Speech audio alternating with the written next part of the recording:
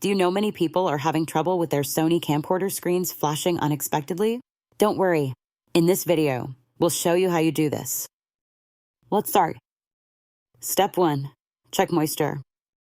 Check for moisture condensation by opening the cassette compartment and letting it dry for at least an hour if needed. Step 2. Check battery. Ensure the battery pack is properly installed or replace it if you suspect it's faulty. Step 3. Reset power. Disconnect the power source and reconnect it to reset the camcorder. Then, power it on again. Step 4. Diagnose codes. Look for any self-diagnosis codes on the display that might indicate the specific issue. Step 5. Repeat steps. If flashing persists, try these steps again to ensure all potential issues are addressed. By following these steps, your camcorder screen should now function properly without flashing. Still need help? Visit our website for the complete manual. There you will also find questions and answers from other Sony users. Did you find this video helpful?